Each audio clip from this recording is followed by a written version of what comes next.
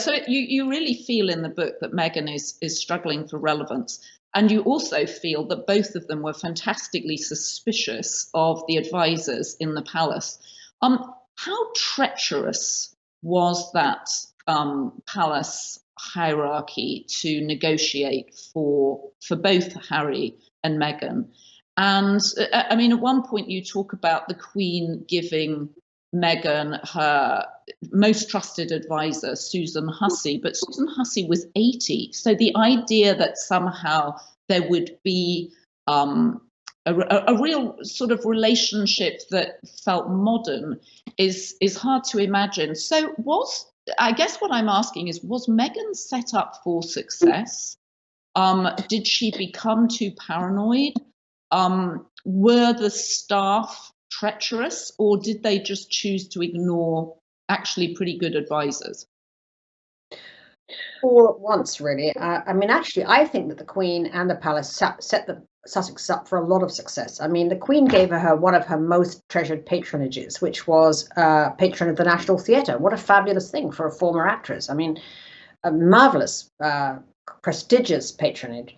She also made her vice chairman of the Commonwealth Foundation, which, given that Meghan had said that she had a huge desire to do sort of global humanitarian work, there's no better platform, essentially, to be able to talk about women's education, to talk about, the question of minorities. This was a fantastic platform, really, that needed modernizing and dusting off and repositioning, particularly in the kind of atmosphere right now, the social atmosphere of the moment with Black Lives Matters and all of these things that we've seen impacting on the Cambridge tour. But there was nonetheless a big role there, a long-standing role with a lot of longevity for the Sussexes. And the Queen's view, I'm told, is like, Prince Philip came into the royal family and he also actually scrambled. I mean, he felt completely that he had no role, no platform of his own. And over years, he carved one out for himself and made himself extraordinarily important, as an influencer, as a fundraiser, as a sort of icon of national virtue in a sense. I mean, in terms of his causes. May not personally have been, but certainly his causes. So there was bafflement actually in the palace that that they seemed not to appreciate what these things could become.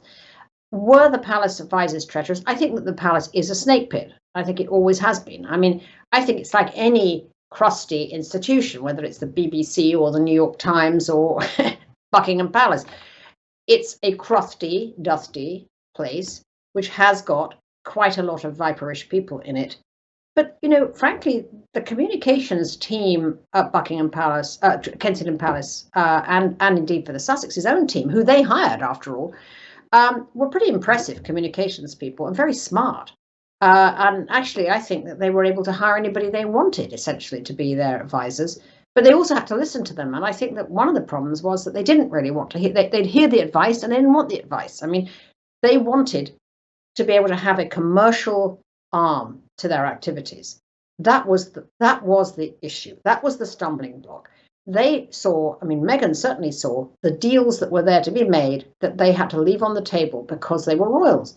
They wanted to have the Commonwealth patronage, Harry's military patronages, HRH, all of the things that made them royal, but they also wanted to go off and make commercial deals to get the kind of financial, lucrative deals that they wanted, it seems, at this point, because they wanted to be able to use that leverage to have that. And, it was as if Meghan just could not sort of resist everything that was offered on the celebrity buffet. She wanted all of it at once.